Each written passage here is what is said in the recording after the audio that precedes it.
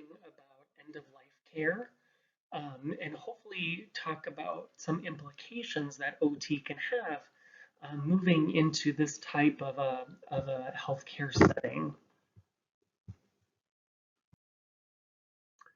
So each year, more than 2.4 million people die in the United States, and by 2040, it's expected to grow to 4 million.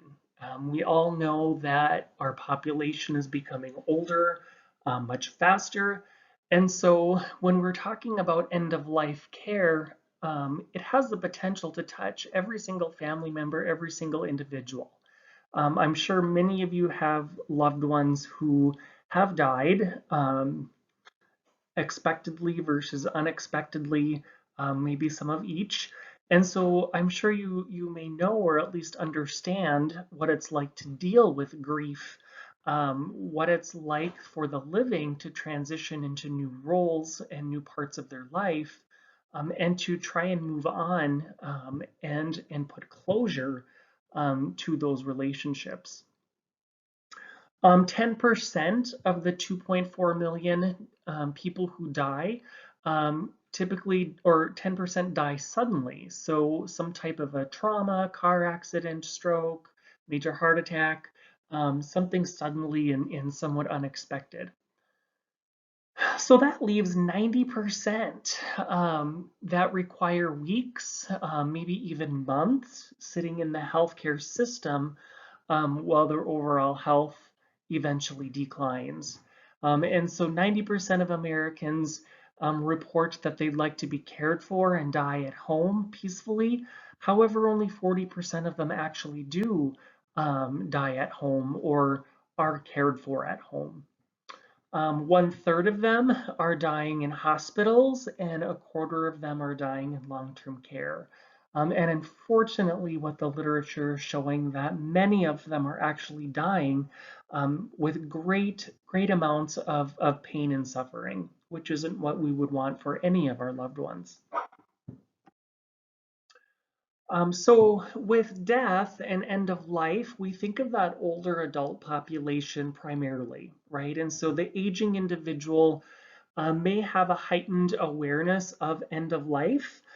Just as they are getting older, they're knowing that their end of life is eventually imminent. Sometimes it may lead people to feel lonely. They may be sad for leaving others behind. They may be having emotional distress, worrying about what they're leaving their family members to um, after their life has passed. As people age, they're also often facing decreased abilities, and these abilities may occur physically with decreased range of motion, endurance, balance, sensation, but also psychosocially also. Um, for those who have had those level 1 fieldworks in assisted living facilities, you probably have known, or at least the wellness plans I've looked at, that some of that particular population is socially isolated. They don't get out as much. They're not relying on community mobility. They're staying to their room and they're socially isolating, which then puts people at risk for depression as well. With that aging population, because they're facing decreased abilities, maybe some decreased cognition as well, you'll notice that they have a decline with their independence with those basic activities of daily living. So cooking for themselves, bathing, getting to and from the bathroom, those simple basic living skills. As people age, they're more susceptible to those deteriorating illnesses. I think of Parkinson's disease. I think of muscular dystrophy, or not muscular dystrophy, multiple sclerosis, excuse me, MS, and kind of those natural progressions of some of those other age-related illnesses. Some of them may feel a social stigma relating to their disability or their illness, and some of them may also feel marginalized. So somebody just coming in and trying to provide all of their self-cares when they're fully capable of doing them for themselves. As people age, they require many more healthcare services. However, evidence is showing that the older adult population, those who are in end of life stages of their life, are insufficiently assessed and they're undertreated. And so, kind of interesting that the literature shows that. And I don't have an answer for that. End of life requires people reworking their own sense of self. They're um, identifying what their abilities are, being realistic with that, maybe coping with the fact that they can't do as much as they used to or as much as they want to, and still somehow foraging some meaning out of their life with what they have left. So providing end-of-life care to individuals requires a more holistic understanding of the life cycle.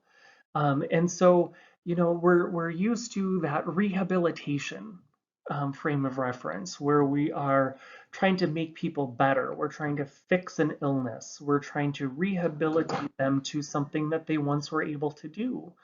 However, end-of-life care doesn't just look at it from a rehabilitative stance, but requires that it looks more comprehensive and holistically at a client. Perhaps using tools to help the client remain as independent for as long as possible. Helping a client preserve whatever integrity they may have left while still coping with whatever unavoidable loss they may face. So someone who recently lost my grandmother to an aggressive form of cancer in her older adult life, um, it was very hard for her to cope with not just the progression of her illness, but sharing that with her family as well. And so she knew that she was going to lose her family and leave her family behind. And she really had a difficult time with that. Often um, not sharing what her thoughts and feelings were, remaining kind of hardened and stoic, changing the subject when anybody tried to talk about how she was feeling about death, about dying. And it was really, really difficult for her family members who weren't in the healthcare system. For instance, my mother, who doesn't have healthcare experience, but just kind of that whole process of denial about um, loss, about their daily function, about um, the progression of end of life, and just really fighting the process of that end of life. Um, End of life care is formally known as terminal care, and it's a care that's supposed to help those with an advanced, progressive, incurable illness to just live as well as possible until death occurs. And so it really focuses on pain management or managing pain, keeping the patient comfortable as much as possible. Um, Maybe help or slow the progressive form of the disease, if and at all possible. Um, Looking at the psychological needs of the client and the family, the spiritual needs of the client and the family, and just any of that practical support. And so anything that we can do relating to helping them be as independent as possible, um, helping them maintain dignity over their life, any control that they may have for their life, and those kinds of things. Um, End of life care sort of encompasses a hospice and palliative care type of frame of reference or utilization of those kinds of services which are provided during a person's end of life. Hospice and palliative care, both are care systems that focus on comprehensive yet interdisciplinary approaches to meet the needs of the patients and families. So it's not focusing on necessarily um, rehabilitating or fixing the disease, saving them, but it's more so relating to control of pain, um, emotional, social, financial, spiritual needs, looking at the whole person, optimizing quality of life. And typically with hospice and palliative care, they see dying as a natural process, as a stage in life. And so it doesn't, working with those in end of life care or palliative hospice care, their shift is a little bit different. They're a little bit calmer talking about end of life. It's not as necessarily taboo. Um, it's more of a calming type of thing. Um, their stance is to reduce suffering of the client and of the family as well.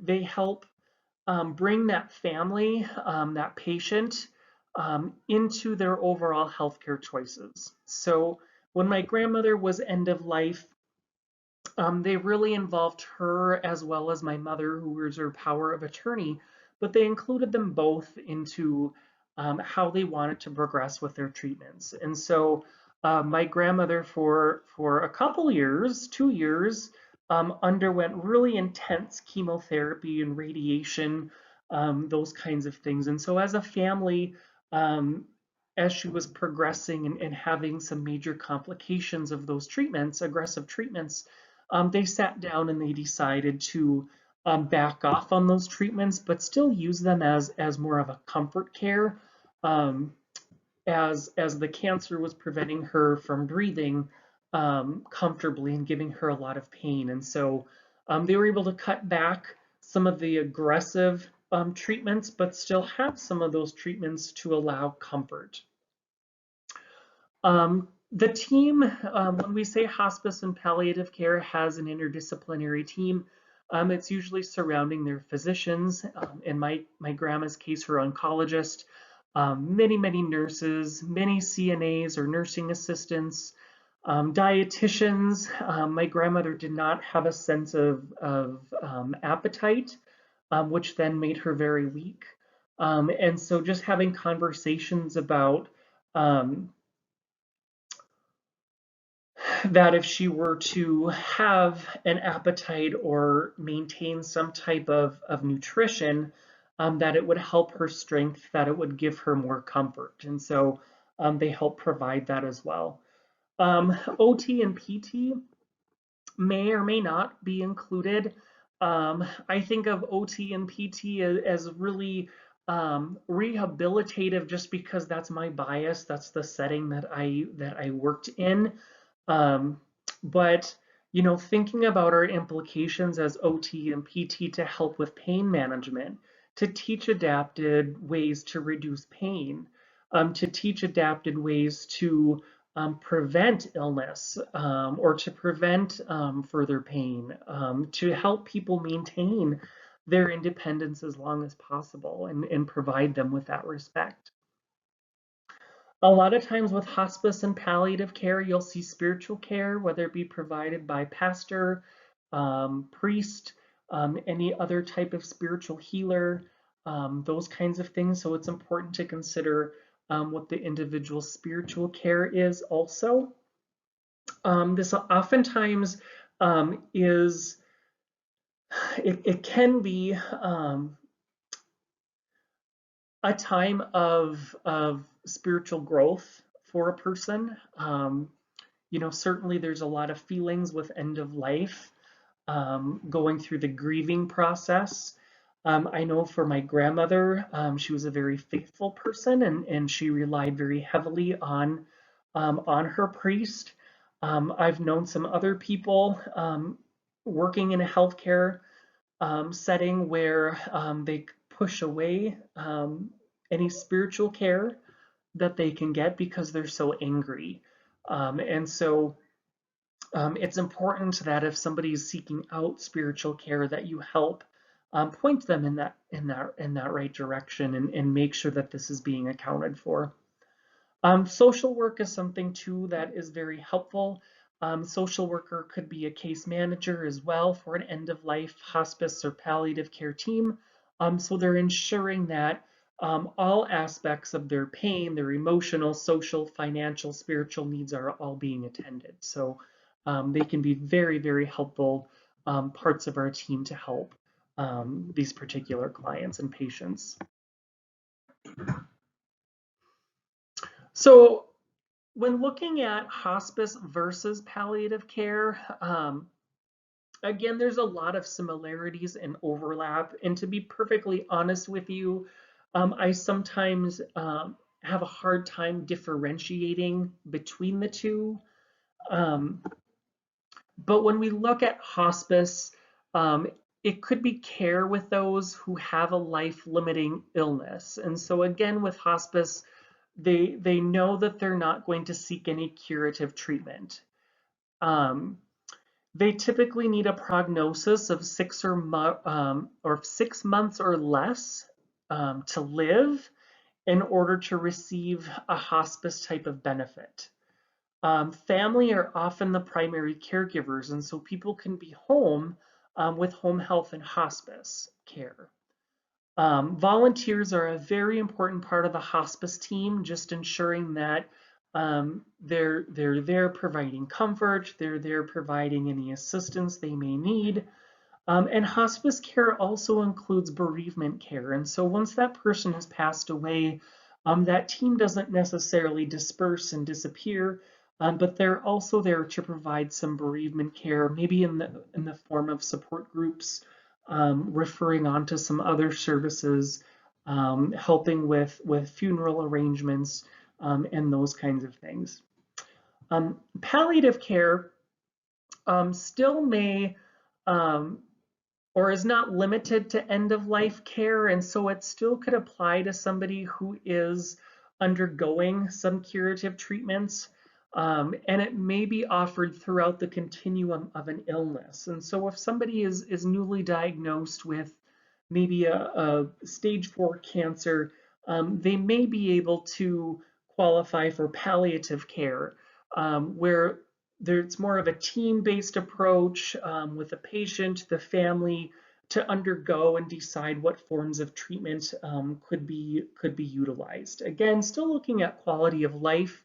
I'm thinking of my grandmother who, when she was diagnosed with this type of cancer, how they started off with a curative treatment, knowing it was never going to be cured, but they wanted to reduce the size of her cancers and slow the progression as much as possible. And so, um, again, that can be offered through any continuation of illness. And then when she reached that point of really poor prognosis, the treatments weren't helping. Um, her death was imminent, then we kind of switched to more of that hospice type of care. The treatments didn't really change much for her. Um, she was still getting chemotherapy, although the change switched again from more of a let's try and battle and cure this to more of a let's do this so it provides comfort. But family caregiving and all those things were all very much part of that continuum of care. When we're referring to quality of life, and this slide really helped me understand maybe OT's role and what we could bring to end of life care. Is looking at the physical sense of a person, and so this could be the functional ability of somebody. It could be their strength or their level of fatigue. Are they getting enough sleep and rest? Are they having nausea? Do they have decreased appetite? Are they having constipation? And of course, overall pain.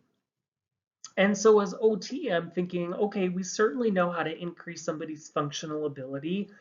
We certainly could work on strength, maybe even fatigue with some um, compensatory strategies or energy conservation type of strategies, sleep and rest with just maybe some of that pain management, sleep hygiene, those kinds of things. If we're increasing overall activity, perhaps we have a role in even increasing somebody's appetite as well.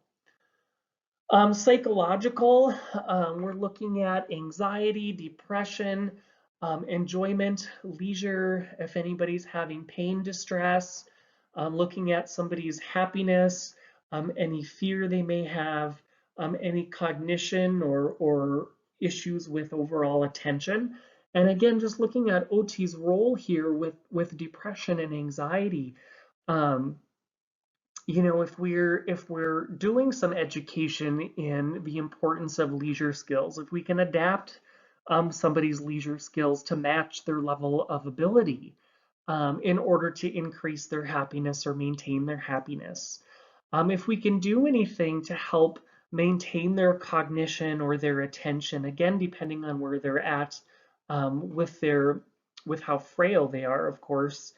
Um, and I think of too, a lot of students have been looking at a lot of mindfulness approaches, relaxation, stress management, and more of those holistic treatments I think could really help somebody's psychological sense too.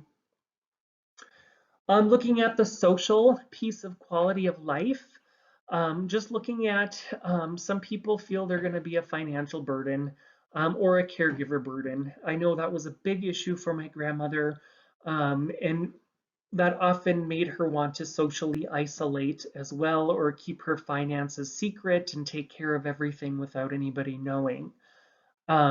Certainly that was within her rights. But as far as OT's role goes, just looking at um, roles and relationships. So as somebody is dying, their roles are often changed, right? Um, they may have difficulty with some of their past relationships. I know this is kind of personal, but I know my grandmother had some really trying relationships with some of her daughters or my aunts. And I know when she was becoming closer to her end of life, she really was trying to reach out to some of those people that she had pushed away or that she was harsh to, and she was trying to apologize to them and reach out to them. Unfortunately, some of my aunts did not respond to that. It was too late. And I think that was very hurtful for my grandmother. It was hurtful for some of her other family members. But also, um, I think as an OT, we know how important those healthy relationships are, and I think we can help support that, and we can help form what those new roles and responsibilities are to promote independence and to promote any social well-being. Being social also considers affection, maybe sexual function as well. Um, and so just making sure as OTs that we recognize that affection, as human beings, we seek out affection to those we care about. Um, and so we can often educate or promote that with those healthy relationships as well. Um, Appearance, this was something that was very important to my grandmother. Um, and she really had a hard time with overall cancer when her hair fell out. She was very, very self-conscious about it. And so luckily she has um, a couple granddaughters who are or who have graduated from cosmetology school. And so they really, came in and helped her um, figure out how she could, um, use hair pieces and use all those kinds of things. Myself, I just started shaving my head just this year and cutting my hair really, really short. And I would often, when I would see her, say, yeah, Grandma, you don't need that. It's fine. Look, makes you look stronger. I think all women should do that. And, I was trying to go at it from like the feminist viewpoint. And she was just not having it at all. She just had no sense of humor about it whatsoever. And it was just kind of okay. Moving on, Grandma, but you look great. And so anytime I did see her and she was wearing her hairpiece, I always gave her like, wow, that looks so good, and how is it feeling? Um, it always made her, it always put a smile on her face, although she tried to stop that smile. Spirituality is also part of quality of life, and so this sometimes offers hope to individuals. It helps ease suffering. It may help provide some meaning to whatever pain they're feeling.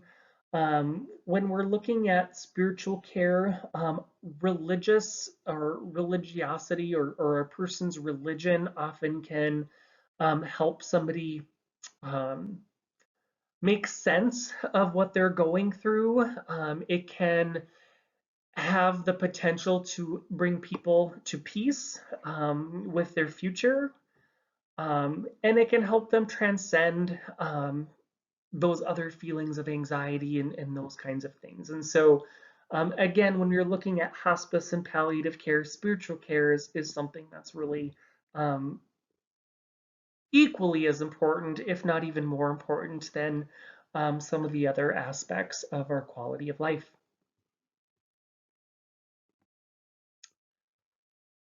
When we talk about issues with religiousness or religion, with beliefs about death, rituals about end of life and what it's viewed as, culture really comes to mind. Many cultures across the world have different beliefs about death and dying. And so we really need to have an understanding or even just an awareness about what one's culture, ethnicity, religion um, helps them view the concept of death and dying.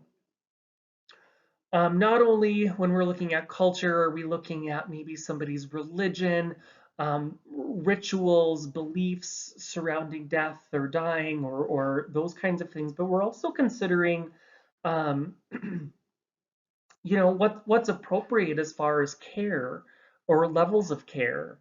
Um, and so I posted a handout I received from one of the nursing faculty on culture and religious customs. And it goes through many, many, many different religions or many custom or cultures. And so I'm not sure how old that handout is, but as I was going through it, some of my experiences with different ethnicities and cultures really seem to hold true. The one I'm thinking of is the American Indian or Native American culture surrounding death and dying. And um, some of you may know that my children are Native American, whom I've adopted. My youngest child I've adopted had a great grandfather who he was named after, um, who recently passed away. And I had the opportunity to attend his funeral services and kind of bear witness to um, their traditions around death and dying. And so um, those items in that handout were very, very true, very, very real as far as families spending time with the dead, with the overall mourning process or grief process. Um, the one thing that I recall and I didn't really understand. And my son's grandmother did explain it to me. But how hair, particularly in the Lakota Native American culture, is very, very important to their culture. Um, and when somebody experiences loss, a tremendous loss, a tremendous grief, you will see that some people will cut their hair really, really short as showing respect for the dead, and to show that they're in mourning. And so that's something that my grandsons um,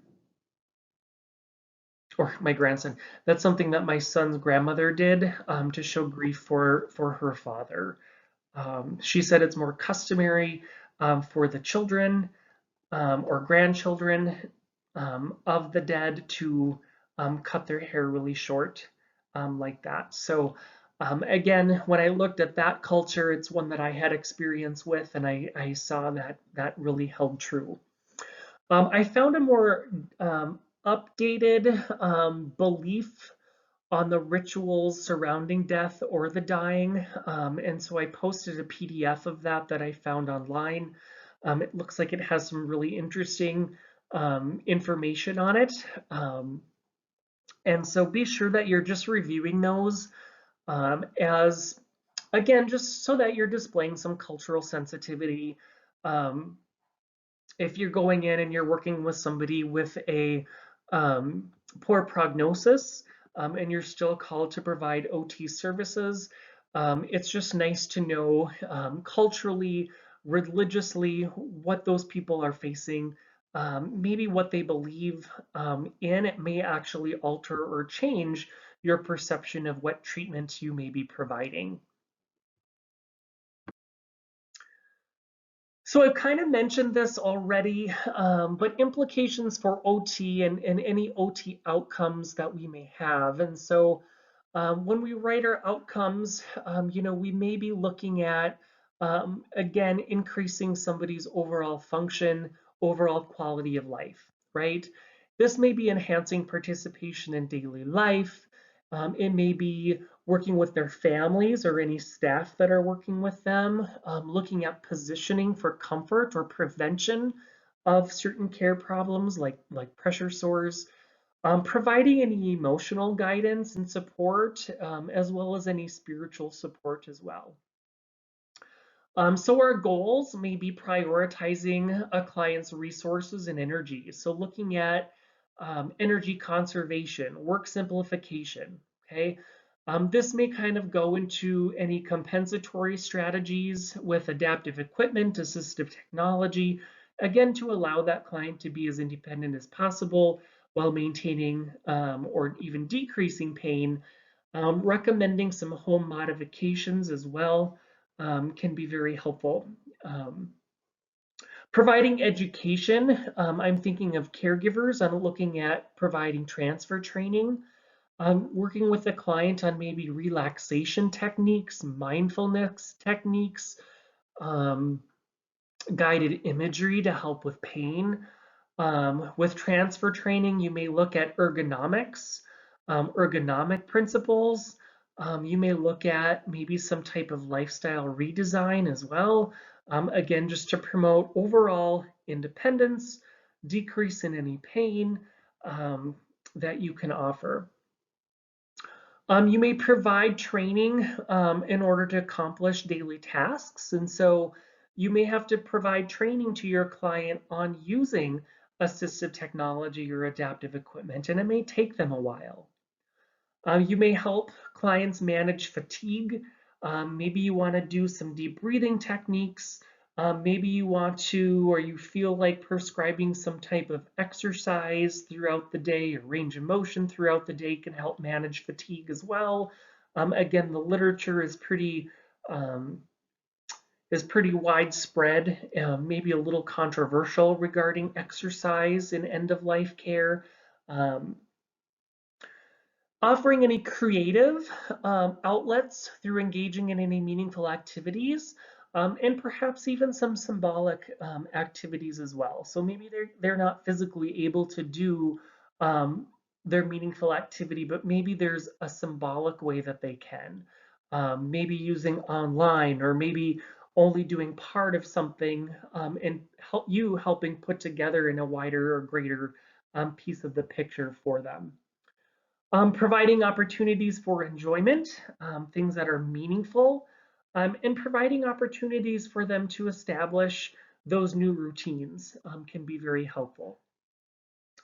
Um, Tips, and this really, I think, became apparent. One of the hot sheet topics that I help supervise really use music therapy, and this came up in the readings. And so somebody with end of life care, having energy issues, right? Maybe having some depression, anxiety about what's to come in their future life, those kinds of things. Um, when you're meeting with them, implement somebody's favorite types of music, right? Maybe some aromatherapy or scents, having audiobooks, pulling in family pictures or family videos or favorite movies or clips or any of those kinds of things may impact a person's quality of life. And of course, when we're doing our assessments, our evaluations, as we're coming up with our treatments, don't forget all of the quality of life measurements or outcome measures that are available to your disposal. And so again, we can use that to help build our rapport and to help account for how great our services are to this type of population and setting. Now, I thought it was interesting. The reading assignments goes over implications for physiotherapy. And when I look at some of these things, I also think, oh, I think OT could do that as well. And some of them we've already talked about, so some of them may be repetitious. I thought it was interesting. It didn't say physical therapy. I think physical therapy has certainly been part of our team in the United States, um, and certainly has the ability to do some of these things as well. And when I was looking at the reference page of our readings, so many of the resources were by international journals, um, from Scandinavia, from Australia, from Europe. And so I know the use of physiotherapy and that term is used in some of those other countries. And so I think that's why we see it here in your reading assignment, but certainly can be applied to both PT and OT.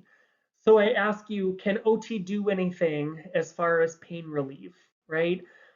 Using TENS, maybe using heat, maybe some therapeutic massage, any of those kinds of things I feel like OT could possibly be doing as well. Alternative treatments, chiropractic care, maybe some of the we see myofascial release that comes up with PT and OT. That could be an alternative treatment. That could also be part of your massage treatment. Certainly something you could get additional training in if you see fit. I think of acupuncture, dry needling is something that's kind of coming about, which currently isn't in our scope of practice, but again, it may provide some alternative treatment as well. Some of the clients may also be seeking out alternative treatments to other healthcare providers. I think in the media, the use of cannabis, essential oils, all of those kinds of things can be kind of lumped into any alternate treatment as well. Again, some could be recommended by OT, some may not. Lymphedema is a type of form of massage to reroute any edema that may be pooling in an extremity. So I'm thinking of somebody who's had cancer, they've had some lymph nodes removed. Because they've had lymph nodes removed, say it was in the left axilla area, that may cause some pretty intense swelling in their left upper extremity. That swelling could be very, very painful if left untreated. It could limit range of motion. It could limit overall function. Now, one of the contraindications to lymphedema is if you are moving lymph fluid and you're rerouting that through the body, and that person was to have cancer, you could be actually helping facilitate the spread of cancer throughout the body by doing that lymphedema. So it could be controversial, it could be contraindicated. However, I've had the pleasure of working with a couple OTs who were lymphedema certified and trained. And when a client was in end of life care, and that edema, that lymphedema, was impacting comfort, was causing more pain. Um, some of those therapists would meet with the doctor, with the family, with the patient, and say, I can get that swelling down. However, this could be the case. And so then, as a team, they decided if that person should progress with the lymphedema treatment um, or whether or not they shouldn't. And now those therapists, again, you should get certified in lymphedema treatment because they were educated in monitoring output, so they knew exactly how much fluid they were displacing. Some of them could be a little bit more conservative than others, so they're not passing as much fluid so quickly, especially with any cardiac complications, renal complications, those kinds of things. So again, lymphedema was something that was in your reading. And I would just caution you that, again, it could be a little controversial. And again, use your team and your client to decide if it's worth um, if the treatment is worth um, the quality of life. Promoting physical activity, any therapeutic massage also to help reduce pain, um, passive range of motion to help prevent any contractures or just increase circulation, relaxation techniques, any positioning in bed, chairs, wheelchairs, those kinds of things, and then providing any advice to family as well with any of the above types of things. And so this concludes our lecture on end of life care. Um, it becomes very, very complex as you work in this setting, but hopefully you see that OT certainly has a role. Um, OT certainly has a role in this, and it may be just a little bit different kind of a viewpoint than maybe what some of us are used to. I think my dog wants to say hi.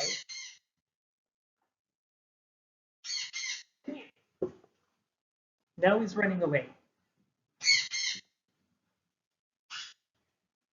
All right. So this is one of my dog's littles. He wants to say hi. Oh, and give kisses. Okay. All right. So have a good day. Be sure you look at the posted handouts on culture, on death rituals, on those kinds of things. It's very informative. And let me know if you have any questions. I'd be happy to assist.